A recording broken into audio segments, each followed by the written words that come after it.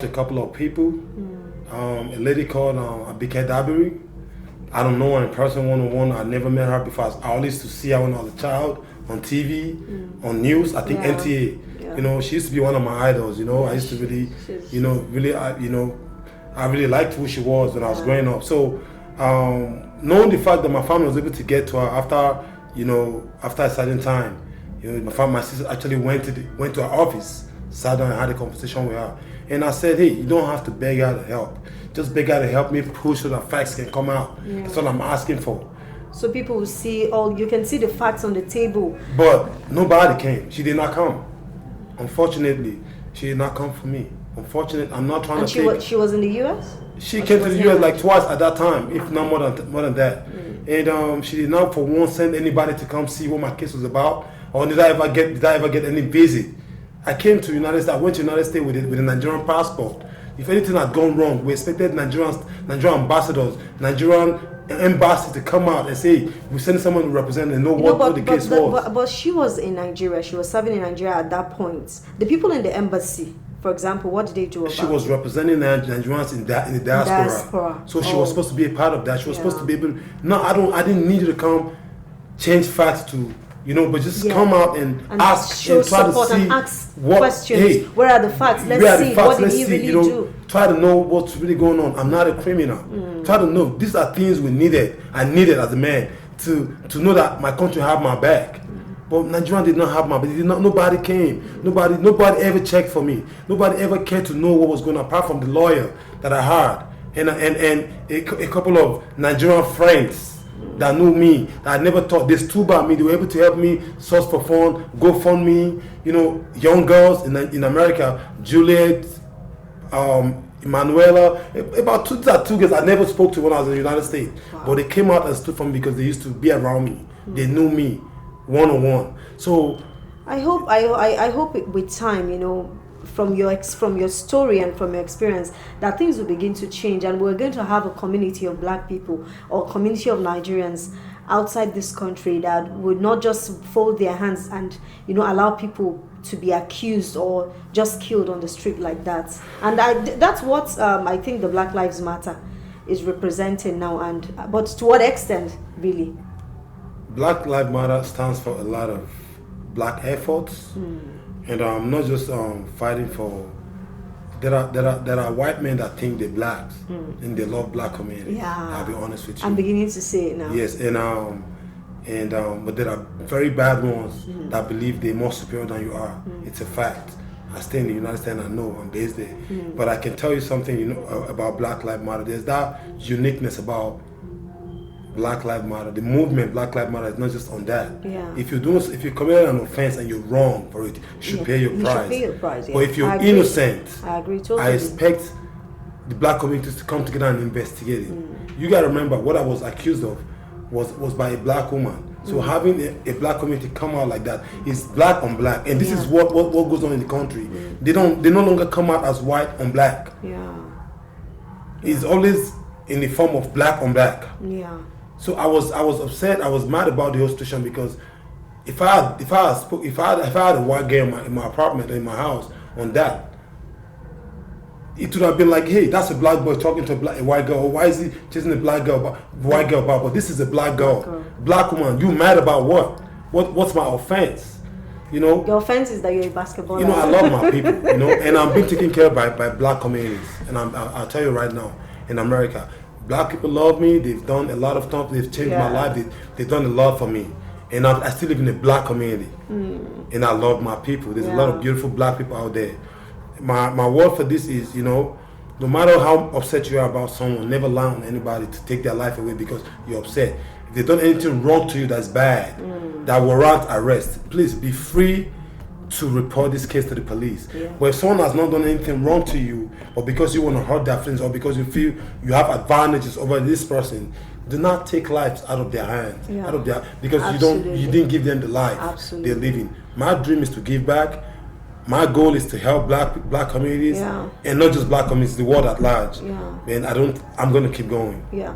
At what point did they say, okay, we are vindicated, okay, we're dismissing this case? Okay. I was I think after they came out with with pictures, texts, and everything. They found I was innocent, medical result, and anything. Then they released me to immigration.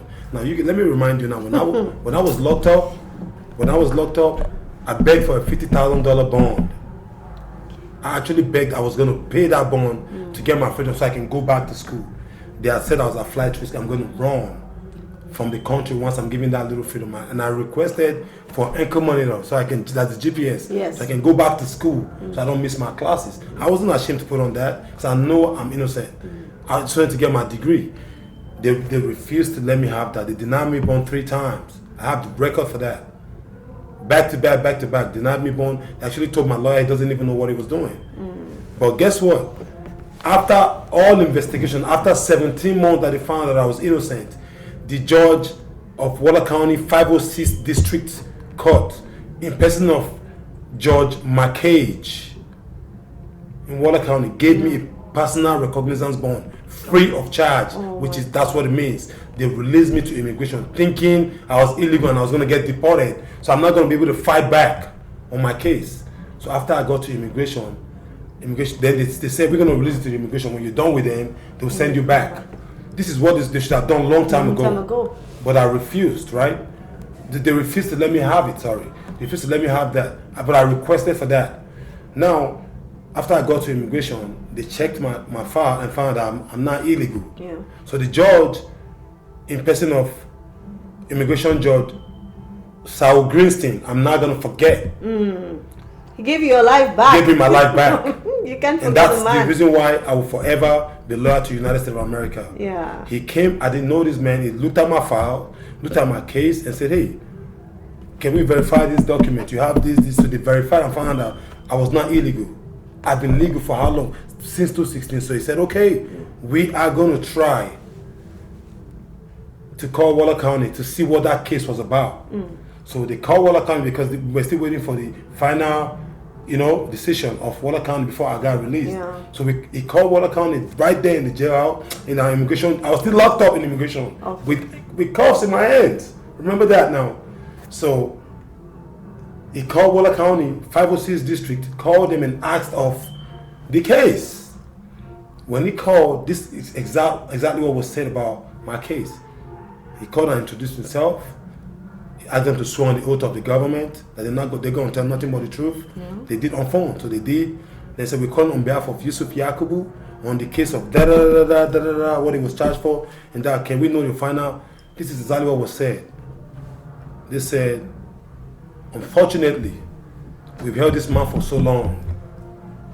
We've held him for so long, for 17 months, but we just found out this young man has been innocent the whole time. They knew all along. They said they just found out that this man has been innocent the whole time. They charged me for sexual assaulting a lady that has been, my friend has been on me every time. We've had phone together. They charged me on fraudulent. No, they charged me on fraudulent act on my school record, which was not true. They tried to find every charge they could bring on me so they can convict me, as they said, as agreed. But unfortunately, God did not give them the chance because I've been doing everything the right way in America because I wanted to be so I can help my family. You see, these are the things we're talking about, because a lot of our people sometimes when they find themselves in places like that, they start to misbehave. If you had a bad record or if you had a criminal record somewhere, that would have come back to hurt you. It would have been a reason for them for a conviction. Yes, but eventually. He would have, but I lived a good life, and I still live a good life, and I'm not desperate to make money. That's the word. You're not desperate to make money. I'm not desperate. I'm going to make it step by step. I'm going to keep going for as much as I can go, as well as giving me strength too. And my goal is not just make it by myself. I want to be able to help other kids help their families, just like I was given the privilege to. So for me, my drive actually came from just knowing the fact that I want to help people. And that's exactly why I started Mango Foundation. Talking about your drive and Mango Foundation, I think it's time for us to go for a break. We'll be right back with Yusuf Yakubu on Writing on Joyce.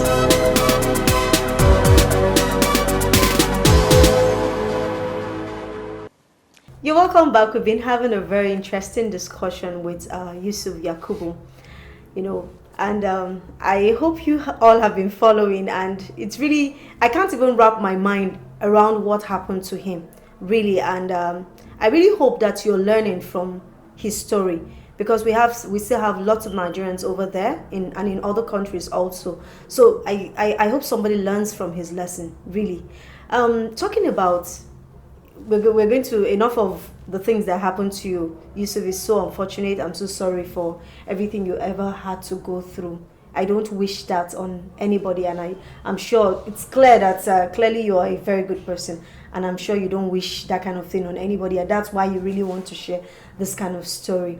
What really inspired me about you is the fact that you didn't just stop at that. Despite everything that happened to you, you picked up your pieces and say, I have a goal and I'm going to reach there. You didn't just start up, you didn't just continue your goal, but you decided, okay, because I fought for myself, because I knew I had a responsibility back home. I'm still going to go back home and do that which I promised in my heart that I'm going to do. And you started something called the Mango Foundation. Can you share the story about that?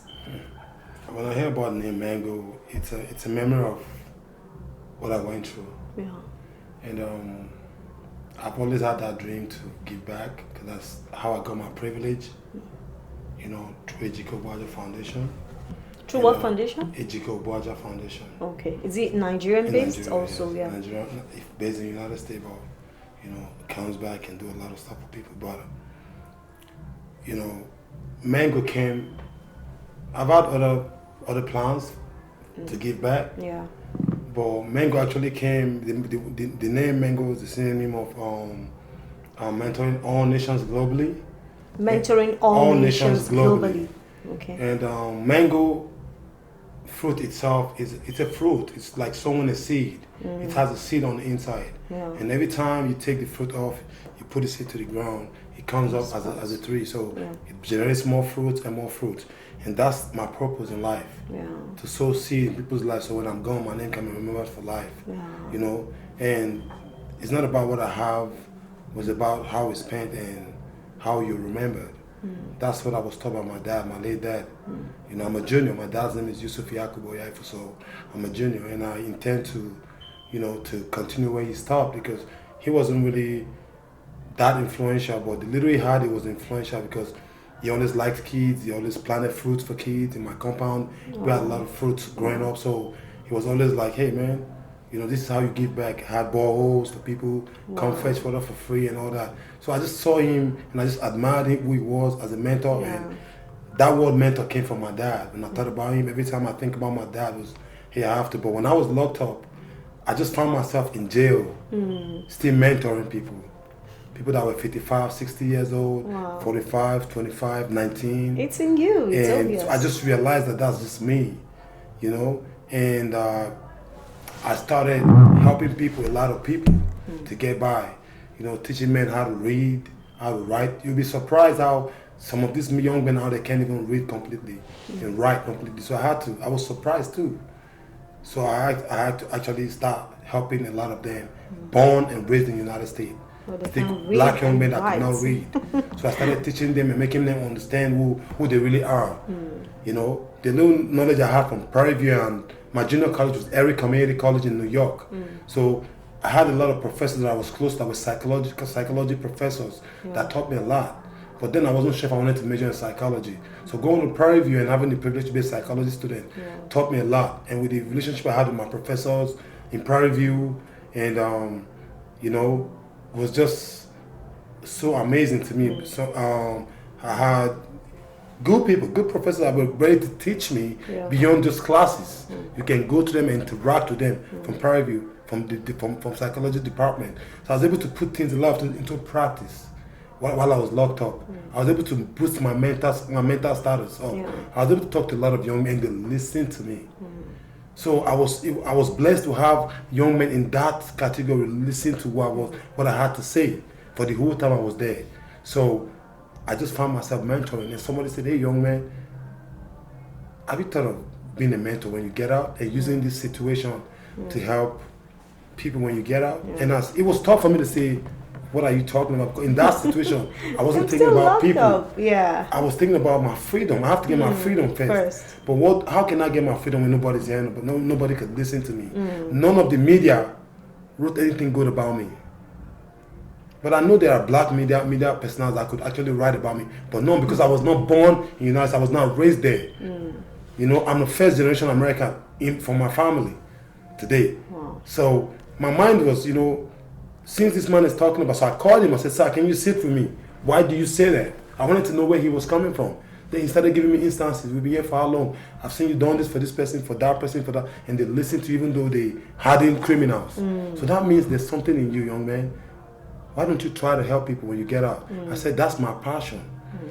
Then that's when the mentor fully came in play. I said, oh, I've mentored a lot of people in here from different races, from Mexico, from Guatemala, from different part of the world, locked up in here. So even included, I'm talking about even the American citizens that were locked up. I was able to mentor a lot of them. So I said, if I could mentor a lot of people in here from different part of the globe, so that means I can actually mentor a lot of people. That's where mentoring all nations. That's where that nation came from. Globally. So that's where the whole name came from. And I said, okay, you know what? I think I want to do this.